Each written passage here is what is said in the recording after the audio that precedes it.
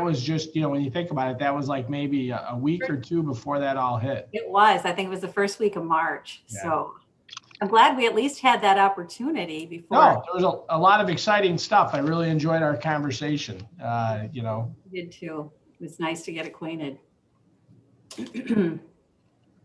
And Judge Cruz is on vacation this week, but I think I'm going to have to take back his vacation time because he was at the county board meeting this morning and now here this afternoon. He was. I was thinking he was doing like triple duty today. And he's emailing people at 8:00 at night. So we've got to get him to rescind that day of vacation. Sounds like it. I remember a chief judge that was a lot like that. Yeah. Mm-hmm.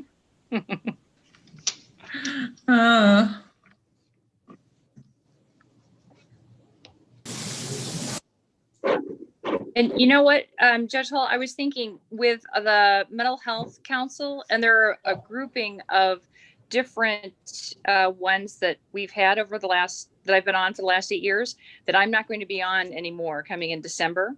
Yeah.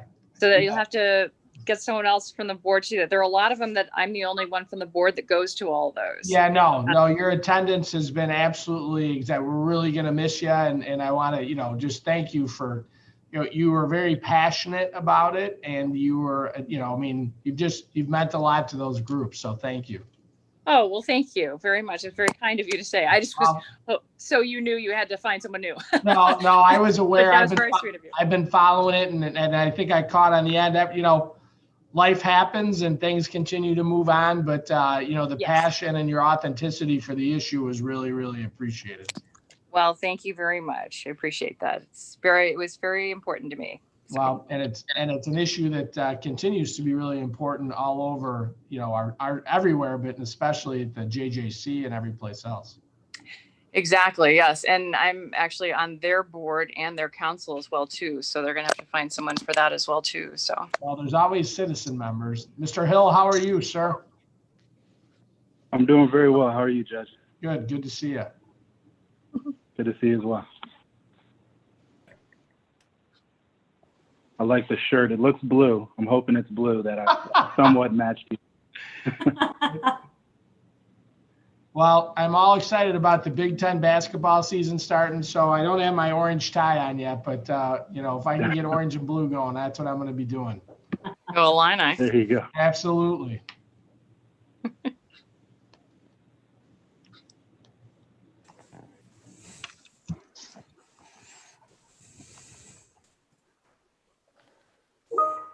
Oh, good. Mr. Wallers is here.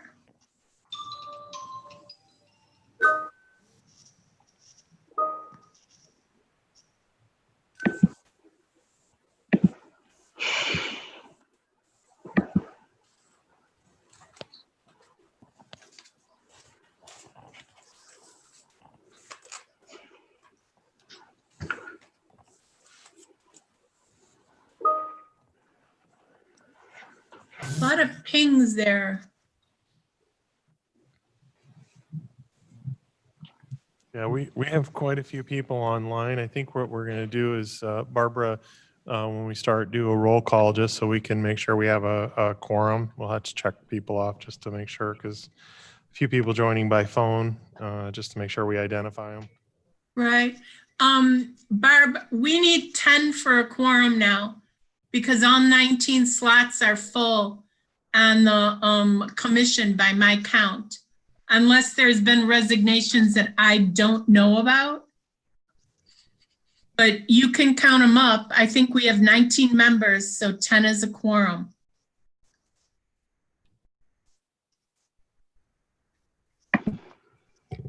So if you have 19 members, yeah. Mr. Yoke sent me an email this morning noting that he was going to resign from the commission. I just got the email this morning. So that would be the only change, but it's, I just got the email. So I don't know if that's considered official or not. Well, but he won't, in any event, he won't be here. Correct. Okay. I believe we have more than 10 right now online, so I think Okay, we're well, safe to start. Okay. Let's see. We're 401. Then I am going to call this meeting of the Judicial and Public Safety Strategic Planning and Technology Commission to order. Ms. Garza, if you'll please take the roll. Chairman Braca, Here. Ms. Conant, Here. Judge Cruz, Here. Judge David, Here. Mr. Felton, Here. Mr. Grom, Here. Sheriff Hain, Mr. Hartwell, Here. Mr. Hoshite, Judge Hall, Here. Ms. Lang, Here. Chairman Lawson, Mr. Leonard, Mr. Martin, Mr. McMahon.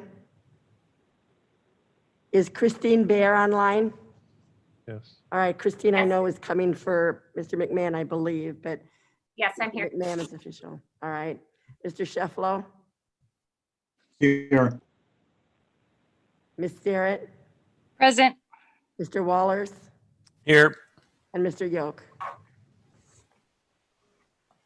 You have a quorum. Thank you. First item of business will be the approval of the minutes from July 16th of 2020. I would like to put out two just Scrivener errors on page 2. Paragraph 7, line 4.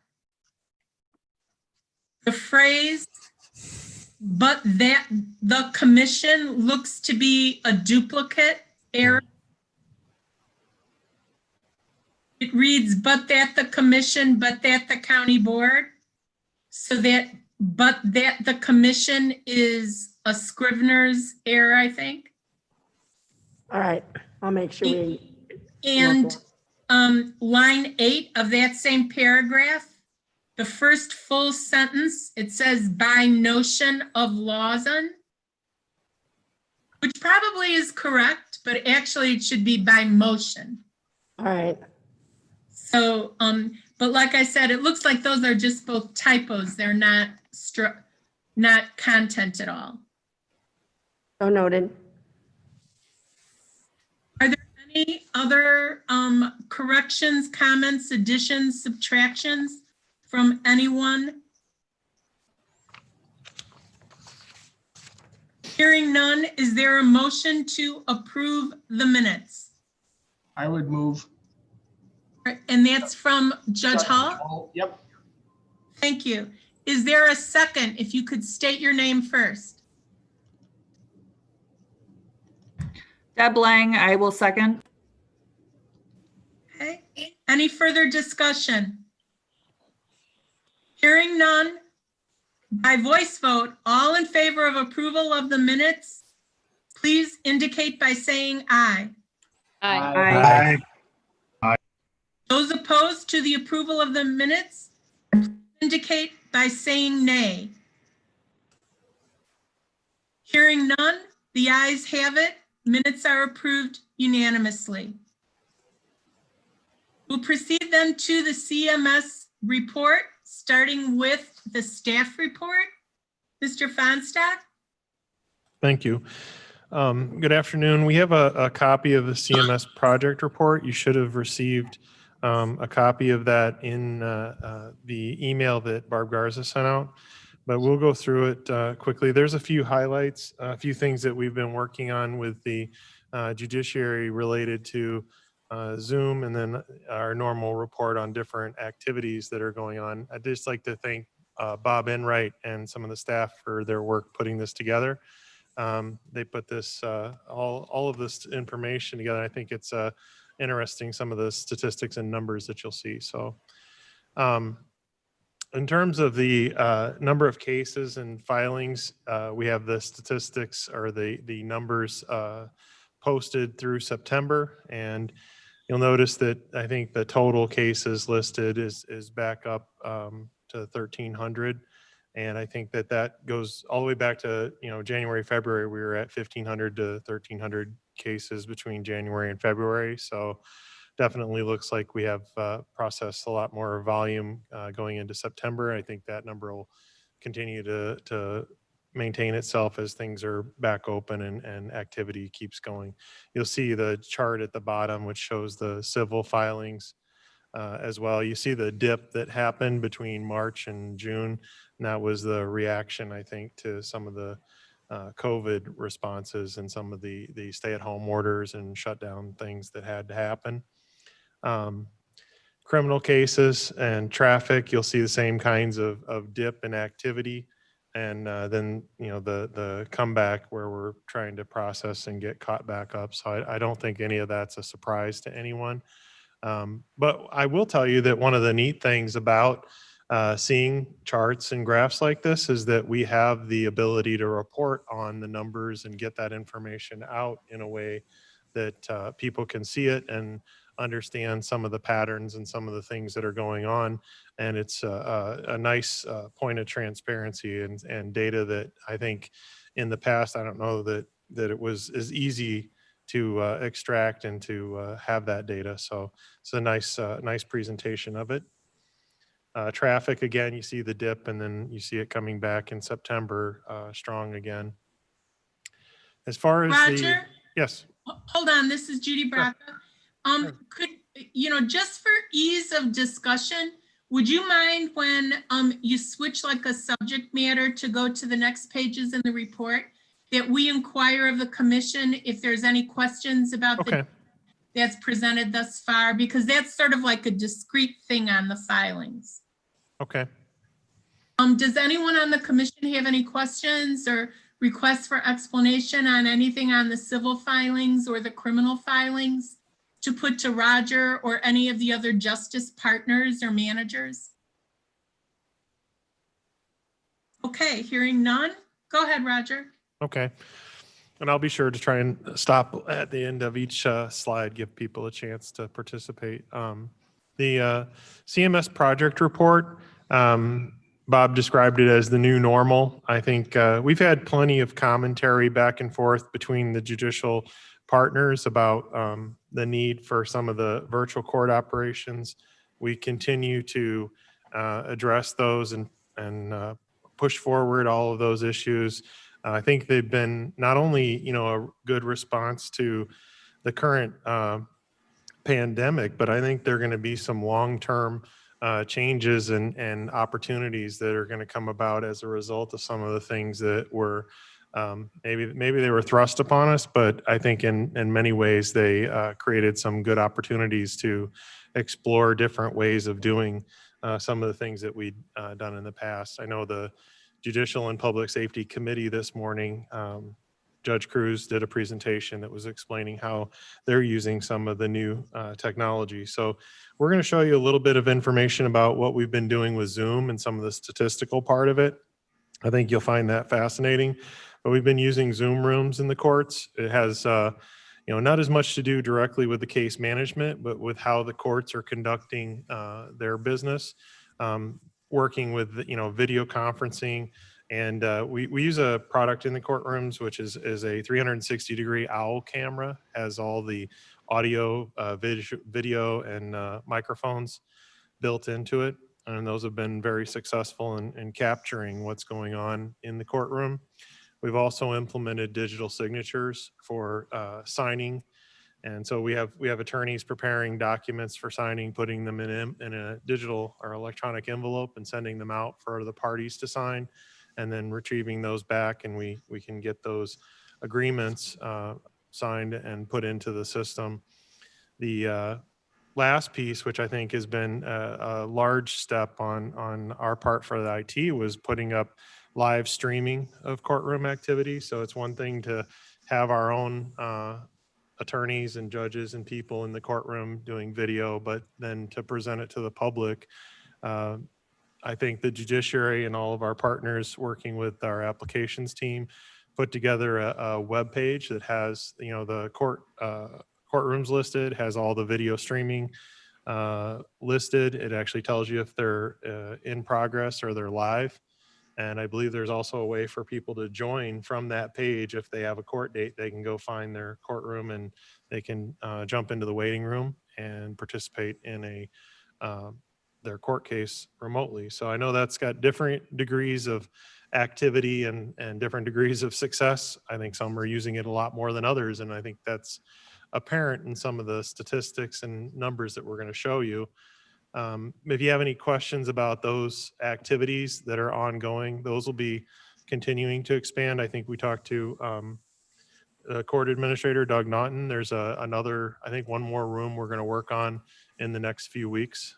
They were talking about adding another room. So I believe we have about 30 going right now, maybe a little more. Roger, can I just add something in on that? Yes, sir.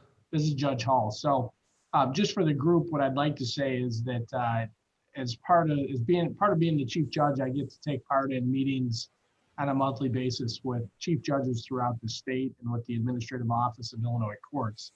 The 16th Circuit's been held out to be one of the best in the state as far as using technology to try to hold and conduct trials and hearings. So, one is the IT department's been fantastic with that, but just as important is the ease of which people can get to those sites.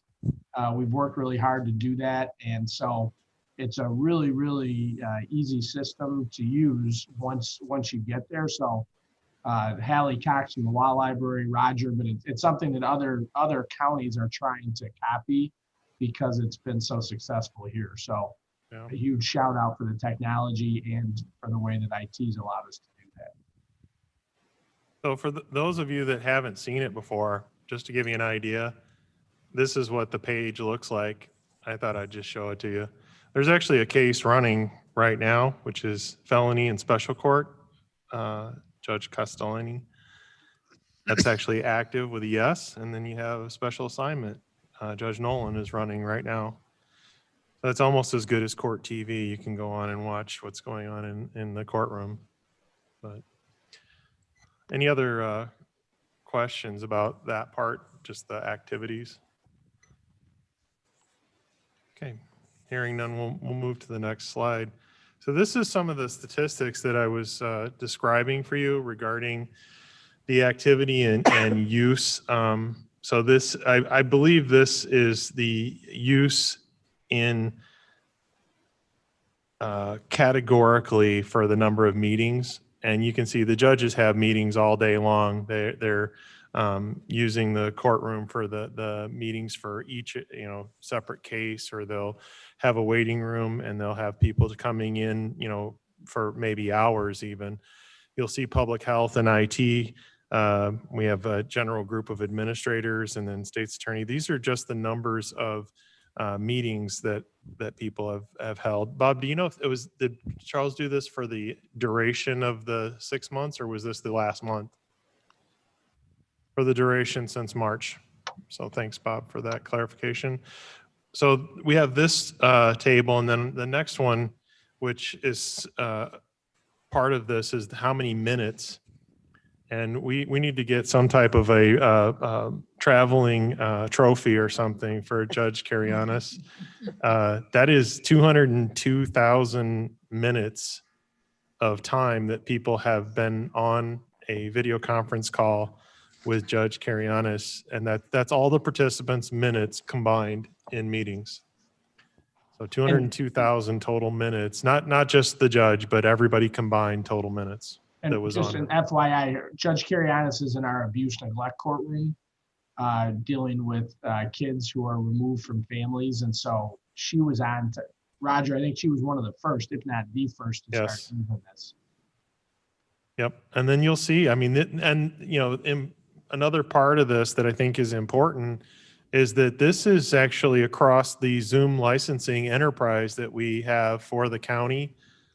So this is all offices, departments, and users. You'll see the applications group from IT. We use it quite a bit, but you'll notice that in our top 10 list, it's almost all judges. So they are using this, probably as much or more than any other office that we have in the county. You'll see the health department. They show up, but I think their meetings are not as frequent. They're longer meetings, and a tight group of people in consultation with the state or their peers. And they don't meet every day, or hours a day. They meet usually like, one time a week or every other week. So we're getting a lot of use out of this in the court and judiciary. These are the number of meetings, and you'll see that not just minutes, but how many actual meetings. And again, you'll see that it's the judges that are meeting with frequency. And again, we need a traveling trophy for Judge Parga.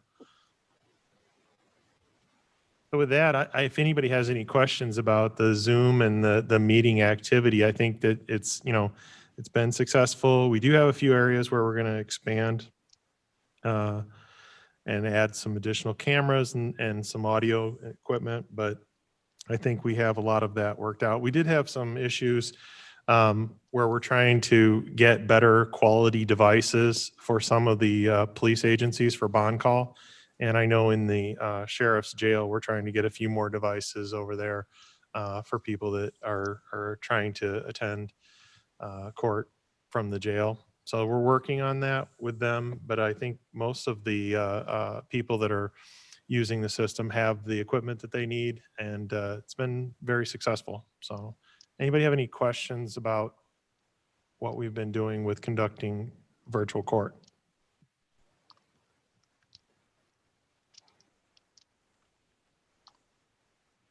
Well, hearing none, the next section is about collections, and this is something that we've been working on for some time. I think it's gotten to where it's basically a standard process. It's been in place and working. I don't know that a lot of this data has changed other than the 2020 placed files. 2020 placed is at 7.2 million right now. And that's not how much we've collected. And Tom Hartwell, court clerk, can clarify that for me if he has to contribute. But this is basically what we've placed with collections. Again, why is it with collections? Well, we have a judgment. They have fines, fees, money owed. I believe the time frame is they get a couple of notices, and at about 90 days, we can place it with collections from the state's attorney's office. And Tom's office is responsible for getting the files and information over to collections, and then subsequently when people pay, they reconcile that to their court records. I don't know if Tom, do you want to add anything to how the collections are going? What you're saying is correct. As collections become available, in other words, we've got cases where there are fines and fees and other amounts that are assessed. Of course, just because it's not assessed doesn't mean it can go to collections. There are a number of different factors that are involved. But within 30 days of the time that those cases become moved from assessed to collectible, they are sent to Harris & Harris, and they begin the process of being able to contact those individuals to get the funds into the court. So does anybody have any questions about the collections, where we're at with that right now?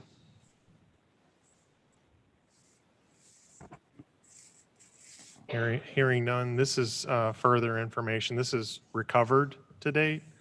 So I think this is kind of the part that everybody looks for. They want to see how much money we actually get in return for collections, and it's been better. And I mean, we've actually seen traction where we're getting the payments coming in.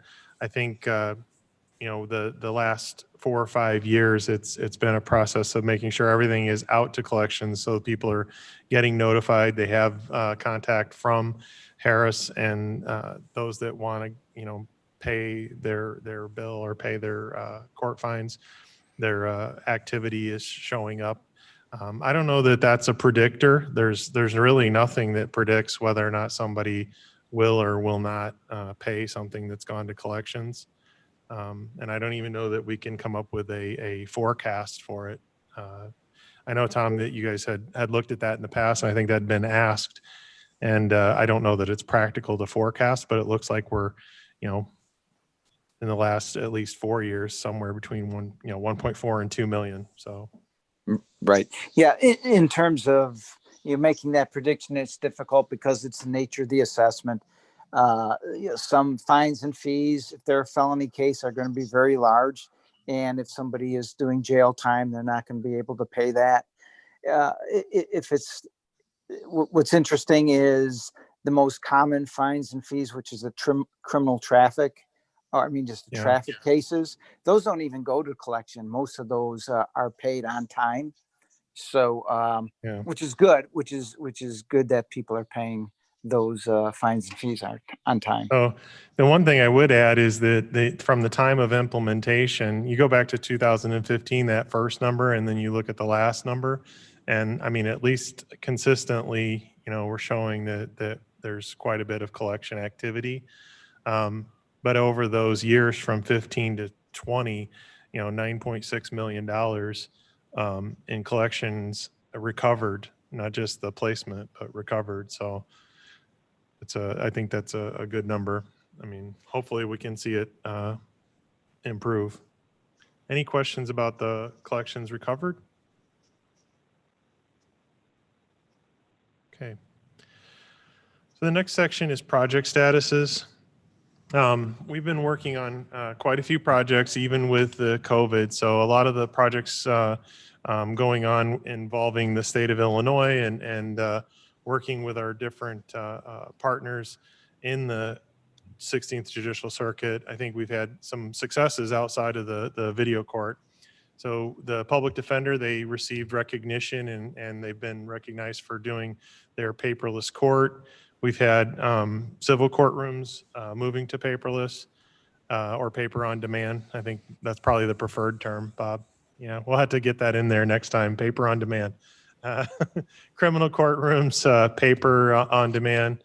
And we also have been part of Research Illinois. That part's done. We did put together a court reminder system that I think we've had some good success with. We've been working on how to craft the notices to make them more informative about people's option to participate in person or to participate virtually. And then one of the last pieces, we had a business process review of financial management just to look at how we were handling and coding and processing financial aspects of the court case management system.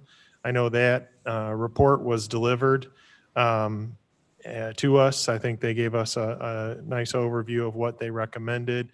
And I know the circuit clerk is working towards implementing some of those changes to improve processes and follow through on some of the things that they experienced in the recommendations or that they received. So we're looking forward to that. I know it's something that even from the time of implementation with the cutover, there's things that we're seeing that we'll address and make improvements to.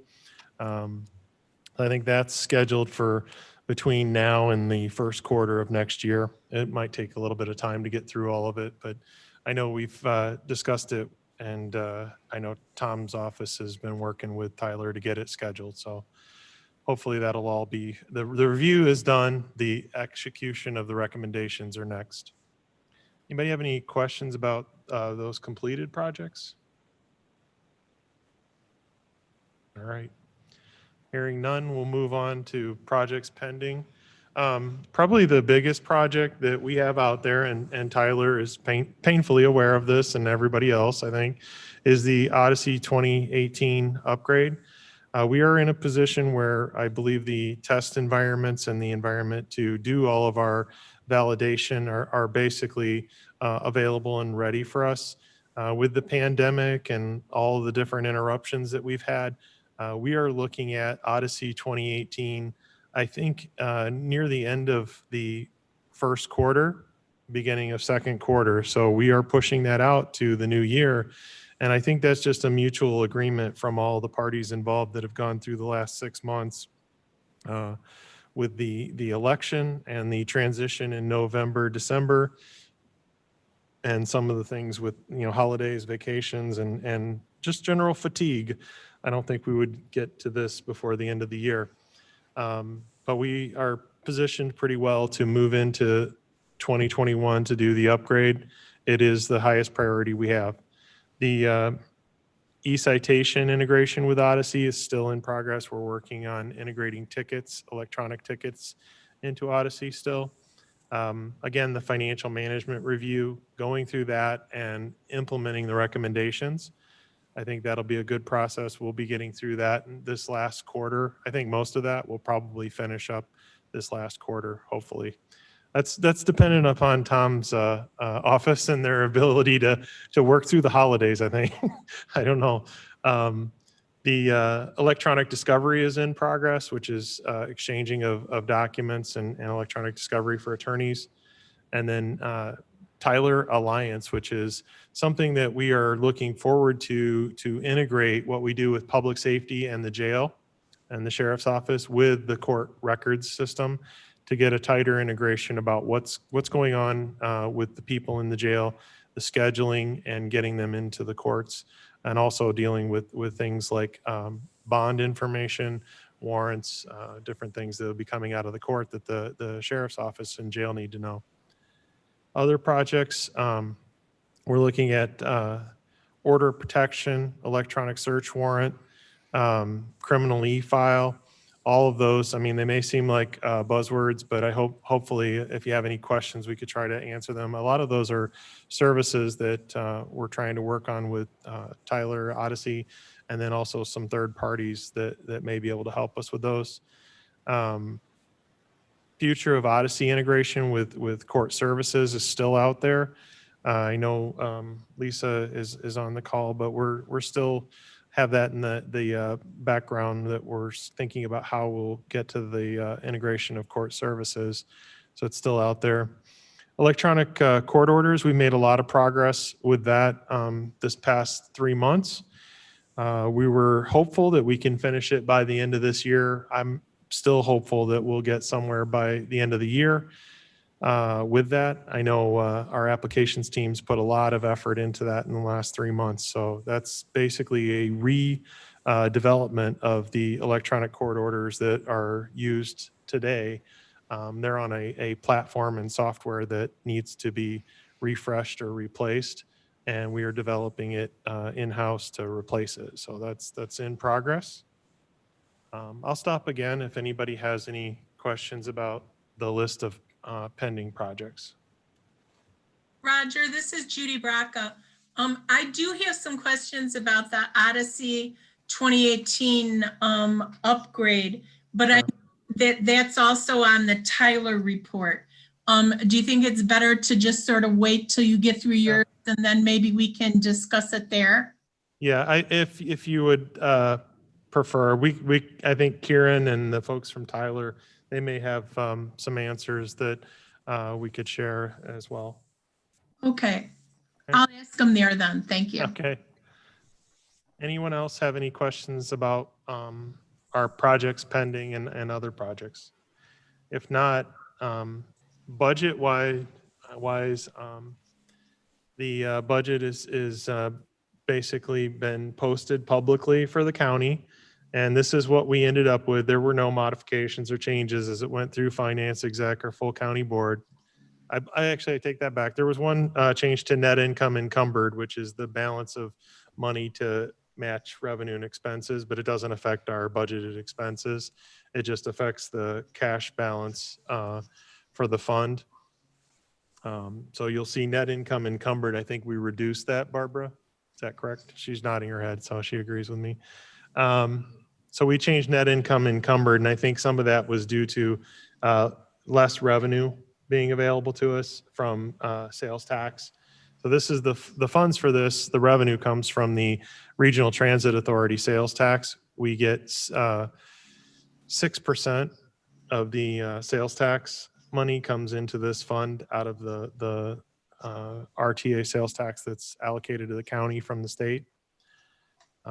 So this is the budget. You'll see that we have made a lot of effort to move people out of salaries and wages and into IT roles.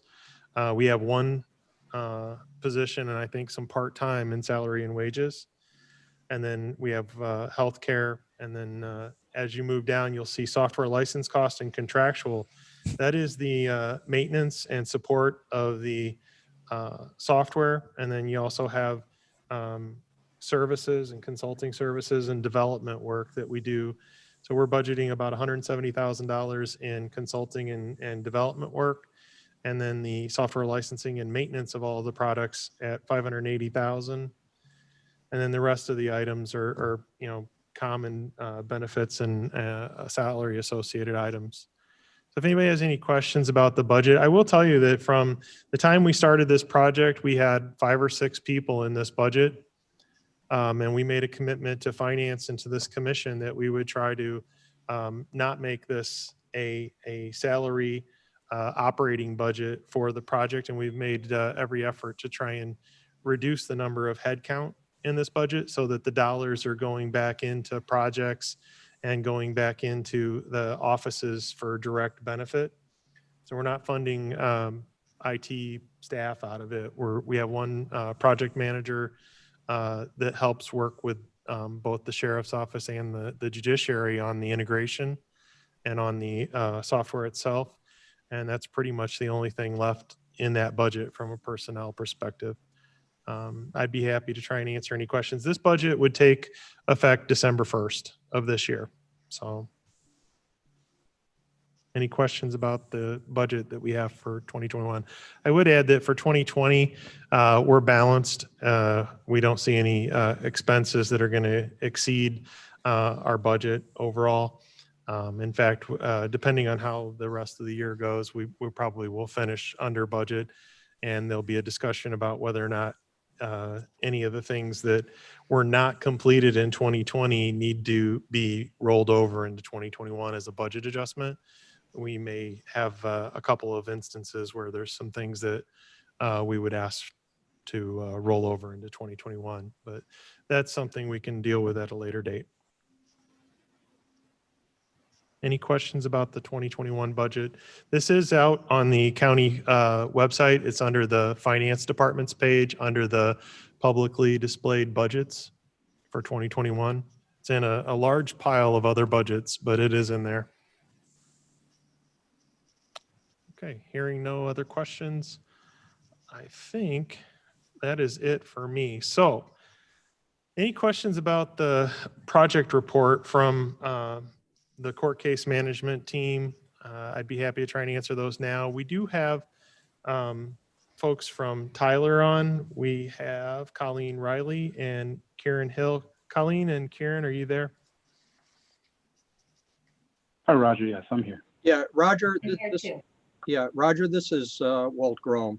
Yes, sir. Before we move on to this, and maybe it'll be covered in the Tyler aspect of this again, I'd just like to have an idea from you or from Tyler, if there are, at this point in time, any technical problems impacting the use or stability of the Odyssey system or the attached technologies, problems which maybe in IT language might be classified as severity 1 or severity 2.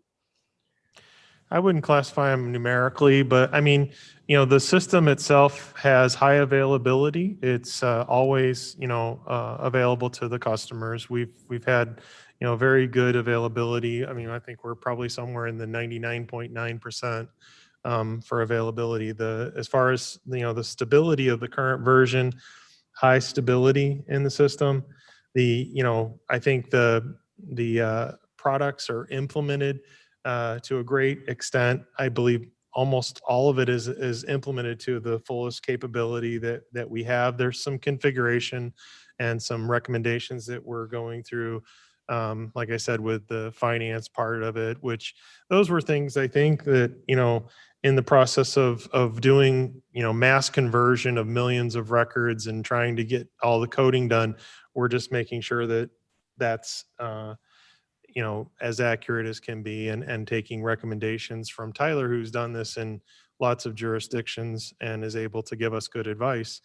I don't know of any particular shortfalls or technical issues that we have with Tyler Odyssey right now that are not something that's being addressed or something that's in our work queue. Karen and our team meet regularly, and we have a list of known, things that we're working on. And those things get addressed as, opportunities come up with different configuration changes, fixes, and they're well documented and they're well supported. So I really don't know of anything in particular. And I would honestly, I'd leave that up to the state's attorney, public defender, court clerk, and the judges. If there's anything, in particular about the system that they're struggling with from a technical perspective, we don't have anything that I wouldn't consider typical of managing large software. Yeah, you've kind of led into the second question then, which is, asking the stakeholders, at least the ones that are on, are there really any problems impacting your productivity or ability to use the system, which you feel need to be quickly addressed? Are there any issues or delays with the product integration that have caused impacts to productivity, which maybe you haven't anticipated and hope to see addressed quickly? Judge Hull, this is Judy Braca. Could we start with you on behalf of the judiciary in answering that question, please? Yeah, sure. I'd be happy to.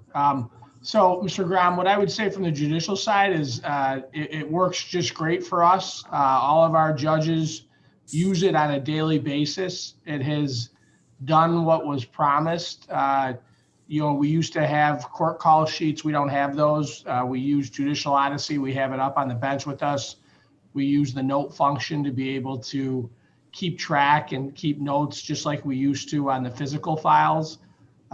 I can't recall the last time we've had a paper file brought over, which was something that we were concerned about. So on our end, on the judicial side, it works very well. I mean, are there issues that we have, where we'd like it to come up faster sometimes? Sure, but I don't think that, we have the same thing with our Outlook, and we have the same thing with the different systems that we use. So I'm very pleased, and I think that I can speak as the chief judge. No one has come to me at all to indicate that they are unhappy or dissatisfied with the product itself. Okay, thank you, Judge Hull. Yep. Ms. Bear, on behalf of the state's attorney's office, are you in a position to comment on this in the application for the state's attorney? Yes, I can talk to this. The most part, there's always an adjustment, but it has been working well for us, especially for the for court functions. Now, of course, we are also tuned in for doing our administrative, and we have had some issues. Things, our documents don't attach, or there's some other issues that we have had along the way. And actually, some of these have just been recent. And like, we can't send tasks to our support staff to get things done. I know there were some problems with e-filing and then attaching them to our sides. Those have all been addressed, though. I mean, they get addressed. It's just sometimes it takes about a week or so. And so then we're back to doing things otherwise. But everyone's been very responsive in trying to address any issues that we've had. And they've done that. So for the most part, it's working fine. Okay, Thank you. Ms. Conant, for the Public Defender's Office, are you in a position to comment? Yes, Judge, thank you. Mic on? Oops, it's on. Okay, just pull it a little closer maybe, yeah. Okay. Thanks. Sorry, mic issues. We are very happy with it. As Judge Hull indicated, with anything, there have been times that we have had some minor complaints, but I think that goes along with any system. We use it as much as we can in the as it was intended to be used, and we are basically our whole business process goes through Odyssey. We open files that way, we close files that way, we generate letters to clients. All of our discovery is kept in there. We can send tasks to investigators, to support staff through Odyssey. Odyssey allowed our office to go completely paperless, so which has been a huge benefit to us during the shutdown and during COVID, because none of the attorneys had to cart files home with them. They just took their laptops and could completely run their call and handle their cases by using Odyssey. So we are very happy with it. Thank you. And actually, I should have asked both the state and the public defender, have you had any difficulty with access to court files or information, orders, anything like that? From the public defender's side, we have not. Certainly there have been times where the public defender's office have not gotten orders for files to be opened. But that was more user error in the courtroom because the wording public defender appointed was not put on the orders. But other than that, we have been able to open anything that we need from the clerk's side. Ms. Bear? Yes, we've also been able to open up everything. I know in speaking at like when cases are sealed, we're able to see them. The public defender hasn't, but that's quickly addressed. And we unseal files as soon as we're aware of that. So, but we've had no problems being able to access everything. Thank you, Ms. Thank you. Ms. Lang, is the representative that's appointed on behalf of attorneys in the Bar Association, are you in a position to speak at all from the bar perspective? I have not really had much contact with other attorneys during this COVID time. And since I'm working for the city of Aurora, I'm within the just the city primarily. So I don't know that I would be the best in this position to speak on it. Okay. Let me ask you, as a representative, would you be willing to maybe discuss between now and our next meeting in January the possibility of bringing it to the Bar Association to see if they would pull their members and try to get feedback from their members, like in the weekly connects or in some other way, so that we might be able to get an idea of attorney input? Yes, I can do that. Okay, thank you. And finally, Mr. Hartwell, from the clerk's perspective, since a lot of this is the clerk may be at the hub and you're centric, but there's so many now other offices that are dependent on this. What is the clerk's perspective on this? Yeah, our perspective is that, Tyler has basically delivered the product that they promised. They've given us a lot of efficiencies. We've saved millions and millions of dollars over the use of the years here of using the product. Of course, that's still not good enough. We've got a number of initiatives, especially with 2018 version coming up, that we're looking forward to implement additional savings and efficiencies. But at this point in time, we're happy with the product.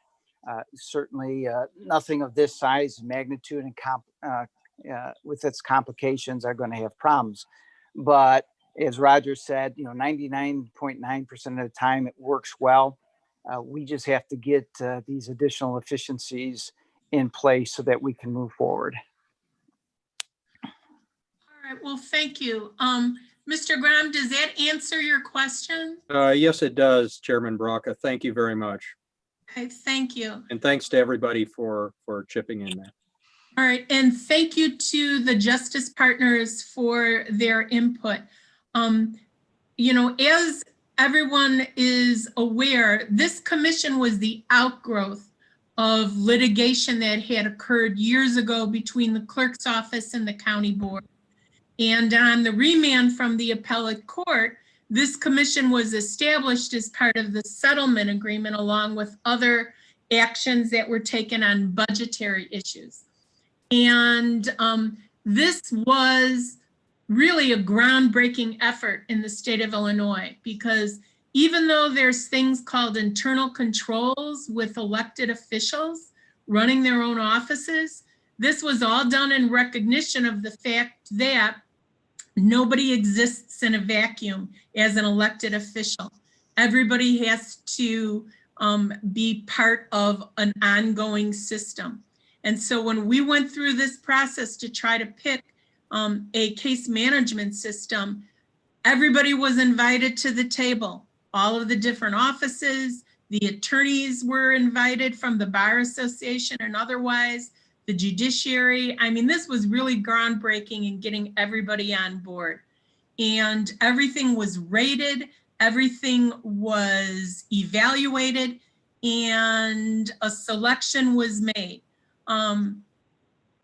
I don't want to say that there's no going back, but we certainly intend on holding our choice to what they promised. And as we are sort of groundbreaking for the rest of the state, I'm sure Tyler will agree, their entryway into a county as large as Kane in the collar counties of Chicago and Cook County has probably certainly assisted them in breaking more ground in Illinois. And it may assist them in the future if Illinois ever goes to one integrated system. And so I think that the fact this commission is still active, that we have citizen participants who are representative of the community is very important, as well as the fact that we have participants from each of the justice partners. And so with that, Roger, I'll turn it back over to you to introduce and give a little information on our Tyler guests. And Before we go any further too, one of the things that I'd like to, mention too about having the Tyler solution in place, it goes back to the business continuity and the availability of the system. I can tell you that because of the way it's set up, configured, with the way it's designed, the architecture is the reason behind the availability and the ability for us to have this delivered electronically. When you have courtrooms and attorneys and people, the court clerks, depending on it, as heavily as they do, that availability becomes critical. And I think that that's one of the things from our perspective, from a technology perspective, that is a huge success for us and for Tyler, is that when we are using the system throughout the days for electronic activity of the courts, that it's always on, it's always there. So I think that's something that is part of the success. I just wanted to mention that. okay, thank you. So go ahead, Roger, with the introduction of Tyler, and then we'll keep going. So we have Kieran Hill and Colleen Riley from Tyler, and they are the ones that basically help us with our account management, with our representation with Tyler, and our products and how we handle the products over time. And I believe, why don't we have Colleen and Kieran? Colleen, why don't you go first? Just give us a quick introduction. And then I think, Kieran, you wanted to run the actual presentation. And Kieran, do you want to take control of the presentation, or do you want me to just follow? If you could follow, that would be great. Okay, I'll do that. And you guys can do your introductions. Go ahead, Kieran. All right. I'm Colleen Riley. I am the client executive assigned to the Kane County account. I also have the other accounts in Illinois that have a client executive. So Cook and Peoria as well. So I'm well-versed in things that are unique to Illinois. So I'm going to introduce the team that's on the phone now and or on the presentation now, and then I'll turn it over to Kieran Hill, my colleague, who will kind of walk through some of the things that you had specifically requested to hear about. So I'm joined by Kieran Hill. Kieran is the Client Success Account Manager, and Kieran is very much involved with this account on a day-to-day basis. Today, we also have Mike Wolverton, who is the Director of Product Management and Development for Tyler, and Susan Goldman, who is a Senior Product Manager. They're going to talk a little bit about the product roadmap. And then also on the call today, we have Les Butler, who is a Senior Client Executive on our Client Success team, as well as Todd Coffey, who is a Senior Manager on our Client Success team. We were guided in terms of what kinds of questions that you were interested in hearing about. So we do have a planned presentation, but we welcome your questions. We were asked to keep the presentation to about 20 minutes. So if it feels like the presentation is a little bit truncated, or you feel like you want to know more, please don't hesitate to ask questions. But we wanted to be mindful and respectful of the guidance that we were given. So with that, I'm going to turn it over to Karen. Thank you so much, Colleen. So we can go ahead to the next slide. Just to quickly cover, I'll be discussing the current initiatives, really just diving a bit deeper into the topics that Roger discussed during his CMS presentation. From there, I'll speak to what hopefully the county sees as the value that I bring to Kane County, and then I'll hand it over to Mike Wolverton and Susan Goldman for them to discuss the product roadmap. All right, so the first item, the Odyssey 2018.2 upgrade. Currently, there is a revision installed in the Test 2018 realm, 2018.2.12, and that realm was built for the express purpose of testing this revision. Several defects have been identified to date, and most notably, task checklist is still an issue in the environment. A silver lining there, while we're working through connection issues with the Kane County environments, there is staff who's reached out today to hopefully address that issue, since it is such a major piece of the functionality for the state's attorney's office. While teams within Kane County are working to test as they are able to, there are two integrations that have yet to be moved to this testing site due to the criminal e-filing testing that is currently going on. So the test e-file site, as well as the test Research Illinois site, haven't been pointed to this realm. Once that's done, we'd be able to do full end-to-end testing with task checklist in place. Also, to reiterate what Roger said earlier, we do anticipate being able to test end-to-end by the end of this year, and the goal is to move it to production, barring any setbacks prior to Q2 of 2021. The next item, the Illinois Quarterly Statistical Report, is something that we are actively working on. I've been working with Tom's team. Today, I spoke with Monica Lawrence to address some of the issues that we're seeing there. The goal is definitely to implement this report into production so that those end of year's numbers can finally be run from Odyssey rather than put together piecemeal through various reports that Odyssey offers. There have been a number of setbacks, but at this point, we are attempting to run the report in the dev environment to ensure that those numbers look good, that there's no further configuration that's needed, and things look good to move to production. We haven't had a successful run of that report. There is one currently underway. So I'm working closely with Monica Lawrence in Tom's office to keep an eye on that report, make sure things look good. And if any issues do arise, we'll definitely engage our support or development team to address. The financial audit response, I think Roger mentioned that we are in the final phases of planning out how to implement the projects and the task list that we provided after doing the readout of our findings. Kane has agreed to move forward with all the projects that were listed in that response. And there is a meeting that's tentatively set for next week. There's no date quite yet between Monica Lawrence and Tom's office again and the CIC team there to determine some kickoff dates and how we'll best approach phase one of this project. In regards to Brazos e-citations, we've renewed the weekly meetings around Brazos. There's a big push to get this in place since this is a long-standing project. But the Tyler and Brazos teams are working with Kane to test and fine-tune this functionality. We've been delayed a bit in this effort due to access issues that your IT team is helping us work through to ensure we can safely access your network. And at this time, the ball is fully in Tyler's court to address these issues. And as soon as we get connected, we can start moving forward in that regard. I think Roger did a pretty great job of covering the public safety Odyssey integration. I know he spoke with our executives, and we just agreed it'd be in the best interest of the county to postpone that work until Navigator is in place and stable, as it's a prerequisite for implementing that functionality. So as we move closer to firming up that date, work will resume on that front to make sure we can get that integration in place. And the last item on this list is e-discovery, which we also briefly touched on.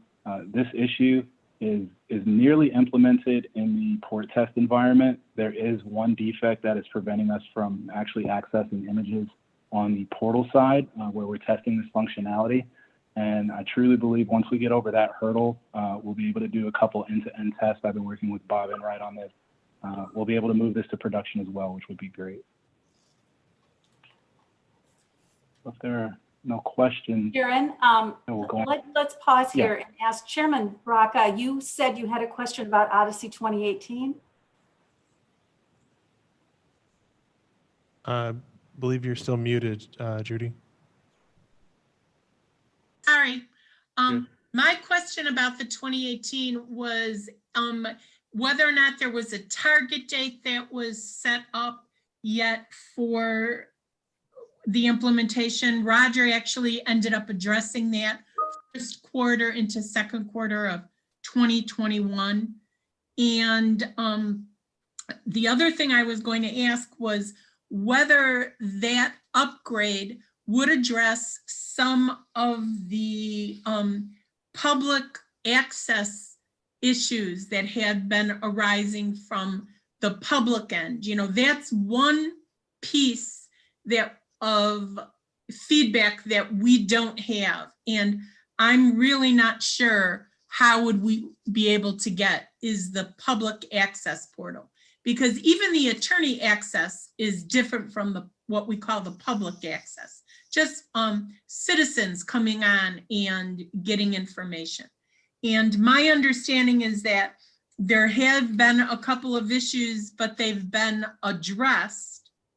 My question is whether or not the issues which had arisen, like being booted out if you tried to go back to look at documents, is going to be addressed by the 2018 upgrade. And so maybe, Tyler, you can address that in some way. Certainly. As you've stated, a lot of the issues that we've seen with the portal or the public access, the client-facing portal, have been addressed on the current version of the portal that we are on. It is a separate software stream than Odyssey. And one of the things in working with the courts and the support tickets that have been reported is there's software we may look into further down the road that would enhance the user experience for the public, which is tied to upgrading Odyssey from 2014.4, which is the version you're currently on, to 2018.2. So while 2018.2 won't specifically address those issues, it does open the door for further upgrades to the public-facing portal that would allow for a lot of those issues to be prevented in the future. All right, so the 2018.2 then is a building block to address those other public portal issues, if I'm recapping that as a layperson correctly. Yes, that's exactly right. Okay. This is Tom Hartwell, if I can interject. Yeah, some of those issues, the quirkiness, have been taken care of. There's a system that we have where once we learn about the problem, we of course first check and see if it's user error. The second step is to check whether it's from our office. And then we turn to Tyler and have them through a work order begin to look at it. So the one issue you referred to was like the page that would kick people out. That was remedied in it took about a week in order for us to do all the steps in order to find out where that error was. So a lot of these problems do get fixed without looking towards the 2018 error And, you know, we have a system in place in order to address those questions when they come up. Okay, thank you.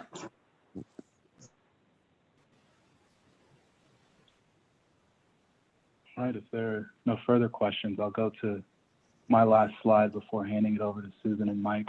This slide really just captures 30,000-foot view, roughly the time that I spend working on issues, projects, just interacting with Kane County internally. 3 to 5 hours of client meeting, that's of course low in the high end. 2 to 4 hours of reviewing, updating, and collaborating on those CRM tickets, which are the main avenue that the court has for communicating issues that they're seeing immediately to Tyler.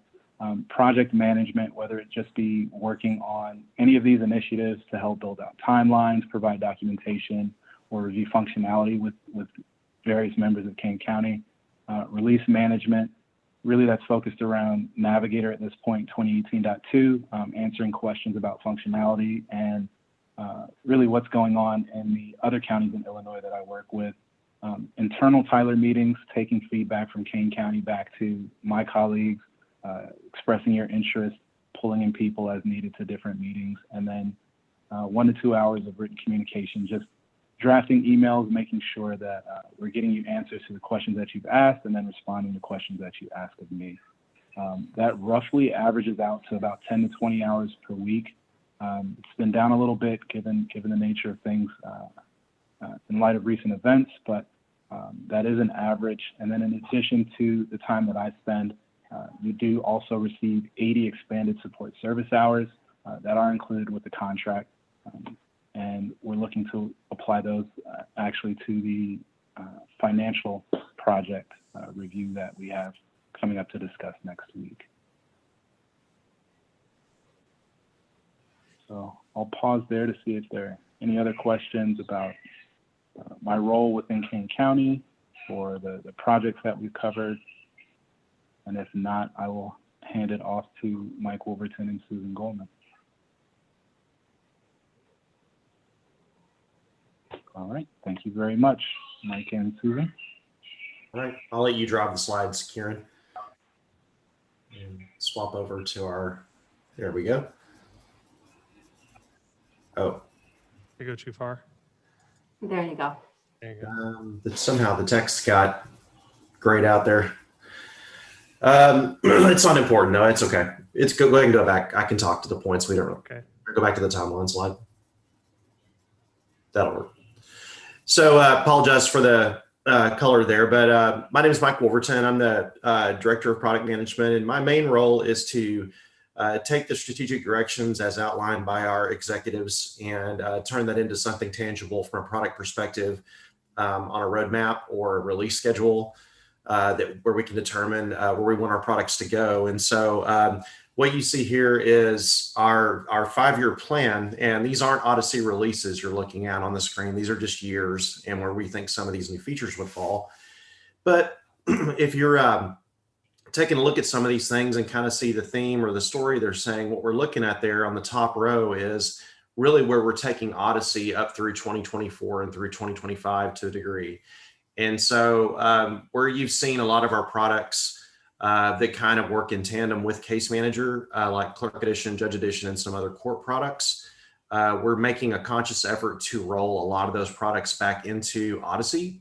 And since you're looking at going to Odyssey 2018, which is really heavily about Navigator, which is our new user interface for Odyssey, where task management is front and center and that sort of thing, the things we're looking at adding to Odyssey is really to enhance that experience and get away from having all these different applications. And one of our strategy directors actually states it like this, that you can think of it like swivel chair processing. When I'm trying to get something done, I'm swiveling between one monitor and the next one to get something done. And so we're trying to make that experience better. And so just along the way, just to kind of highlight some things so that Susan can get in and talk more about the courtroom products. We're adding a new calendar to Odyssey. So there'll be a new user interface for calendar along with more of a Clerk Edition style calendar with better session editing and viewing and managing. And so in addition to that, with that kind of being the heart of our sessions and our hearings, we also will be adding what's called our navigator review queue. And so we're now with e-filing, a lot of the queuing is done outside the application of Navigator. It's being rolled into Navigator, and for a lot of different reasons, just because it makes the experience more central into what happens inside a case manager. And in addition to that, our minutes and our judges features are being rolled in as well over time, and a lot of those different things. And so what Susan's going to talk about here on these next slides is about that. On the bottom row, you'll see some other things there, and those are what I call our web and operations applications that we're adding as well. And we just released a new product called Court Insights, which is basically it's a statistics tool based on NCSC core tools that works directly with Odyssey. That is a cloud-based application that allows you to see real-time statistics based on those core tools measures. We're working right now on our e-warrants application that should release sometime next year.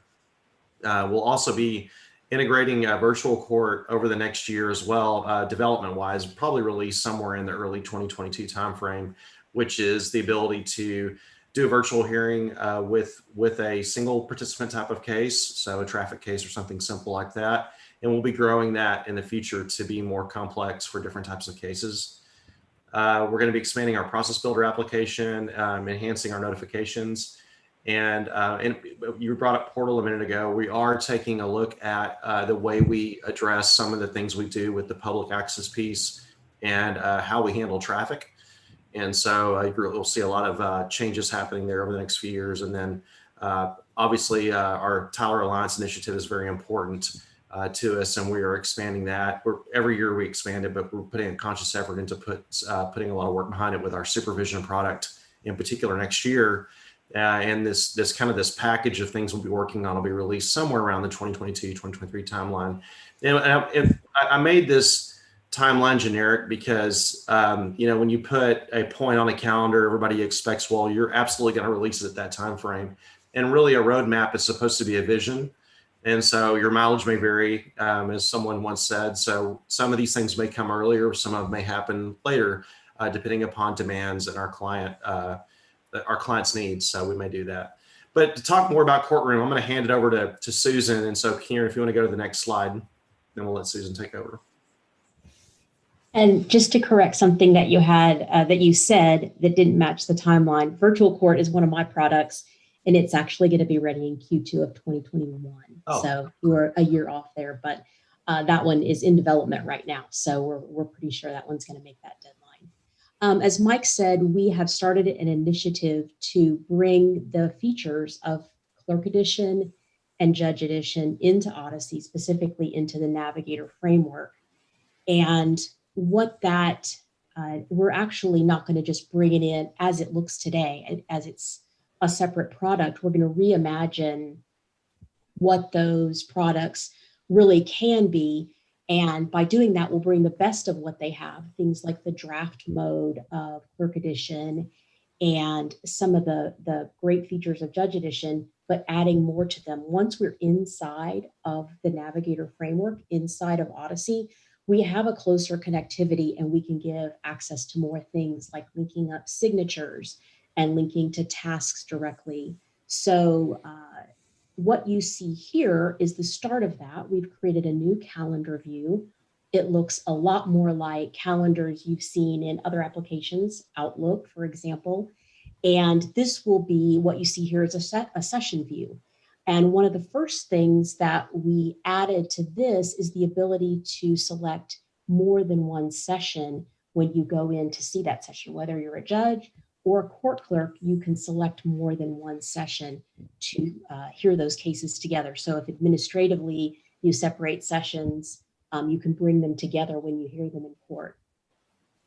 So along the left-hand side, you can sort of see that those are the resources. You can look at multiple calendars at a time. And then these will go directly into our new session view. So if you want to advance the slide, you can see the session view. This is most closely modeled. Oh, wait, one more back, if you wouldn't mind. Yeah, there you go. This is the session view. It's similar to what we do in Clerk Edition, where we give you a quick view of the cases that are being heard in court. We are going to make this more configurable. We're going to give you views that are specific to the case category. And along the right-hand side there, you'll notice there's what we consider our case quick view. So you can select a row and get a little bit more information about that case before you decide if that's what's going to be what you want to go in and hear next. You can order these, you can group these. There's going to be a lot of sorting. And if you'll notice the tagging column, this is going to be connected to our check-in application, which we currently have available, so that the check-in application can tie directly into what the court clerk is seeing for the session, as well as what the judge is seeing for the session. So we're going to tie all of these together and make them more similar views. What we'll be building from this view is both what the judge sees and what the court clerk will see for minutes.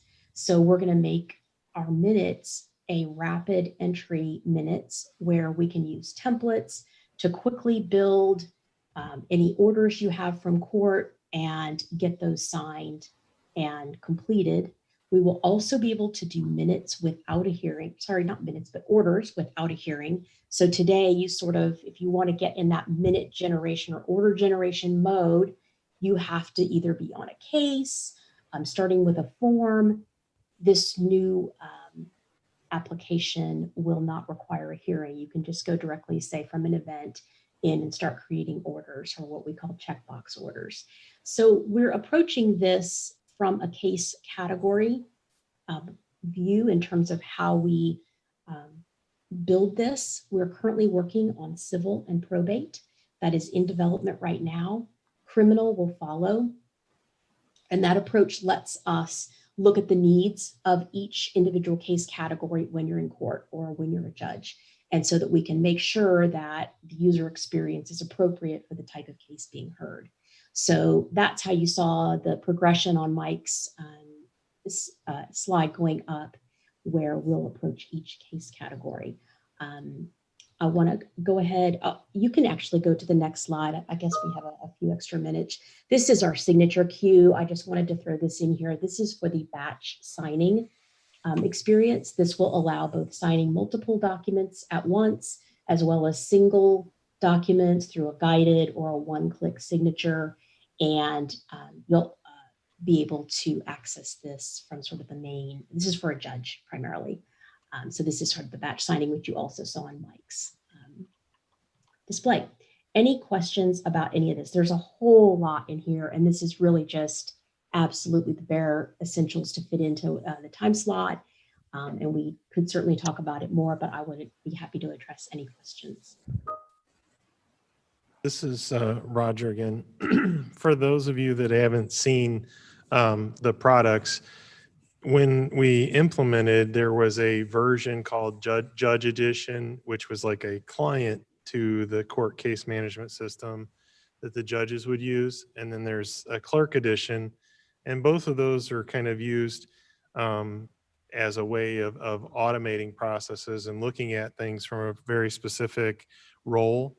Now they're rolling all of that into Navigator, which is kind of a more centralized way of looking at everything so that you can integrate better and you'll have better accessibility to all of the different aspects of case management while you're trying to do things for clerk specific and judge specific.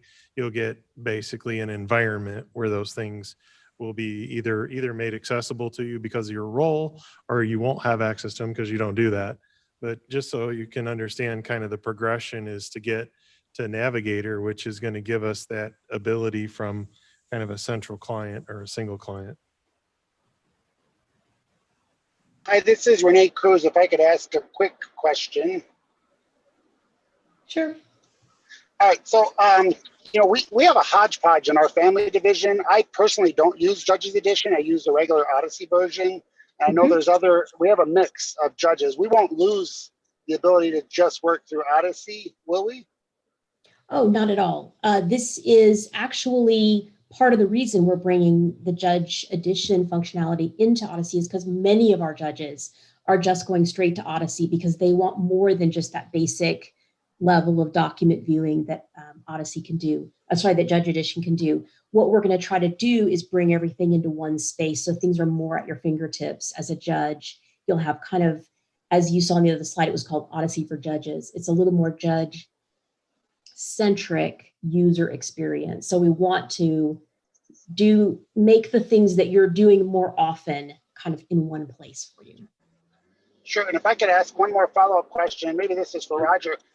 I have a sense that although the Odyssey works great for me, I have a sense that I probably am only using 10, maybe 15, 20% of the total capacity of what Odyssey is capable of doing. So I wonder about the enhancements and whether or not, are the enhancements something that we are necessarily obligated to get into?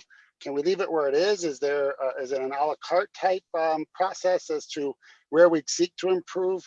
My thoughts is, as a judge, it serves the purpose now, and based on some of the knowledge of the technological challenges that some of the other judges have, more tools may not necessarily be better tools for them. I will tell you too, Judge Edition is not going away. If there are judges that like using it and it works for them, it will remain available for those judges. And I can tell you from a product perspective, our goal is always not to disrupt the existing functionality, because we know there are lots of users that absolutely rely on that remaining the same. So we want the additional functionality to be discoverable at your convenience. So this is Roger again. One of the things that, and I believe this is still part of the objective, is when we moved to 2018, was that the transition and the training required to transition a person from one version to the next was something where you could do as little as like an online tutorial and understand the transition. It's kind of like any of the changes that were made in less than an hour. That's the kind of time frame that we're talking about of retraining if you currently use Odyssey.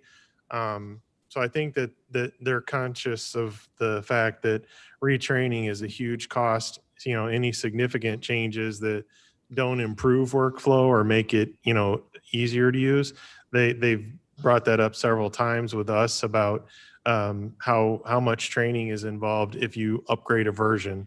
And we actually ask those questions in the testing environments while we're going through, is how much effort's going to be involved if we change this function or change this feature. And there are things, like you said, that we just do not use, so we don't turn them on or we just leave them dormant. And we certainly would be working with the stakeholders to determine what features and functions they want and what they don't want. So I think it works to our advantage. But the versions and upgrades and features will continue to come to us and be considerations. And I think that's one of the best things about the stakeholders group that we have, is prioritizing how we take the upgrades and what features we decide to use. It's not something directed to anybody. It's a decision that gets made by the partners. And from a technology perspective, we just implement what you prioritize. Excellent, thank you. Yeah, one thing I want to kind of add on to what Susan said there too. And in the last 3 years, we've really made a conscious effort as well to put a lot of thought into product experience. And we actually have hired a role on our product management team specifically to that question about, I don't want to disrupt what I do today, but I want to make it better if I can. And we now have a team that handles specifically those sorts of concerns. So what you're looking at right now, even that, this is not even really code, these are mock-ups, but we're using these to actually do user testing at the moment to confirm that, yeah, this is easier, or what can we do to make this better? But don't move my cheese, so to speak, so that I can still get my work done the way I used to do it. So absolutely, we take all those things into account when we change things with the application. Go ahead, Susan. I'm sorry. Any other questions?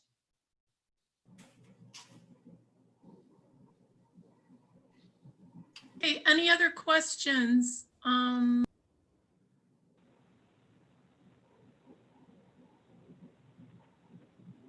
I believe that's the last slide. I don't know if there's anything, Susan, that, That's Yeah. it, and that's just a continuation of the same. okay, It's a mock-up of a Okay. possible dashboard.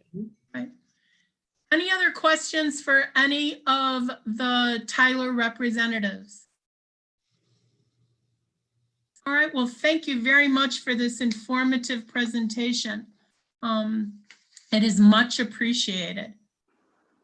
We thank you very much for the opportunity. We really appreciate the opportunity to talk with you directly. And if you would ever like to have us back, we're more than happy to do so. All right, thank you. Yeah.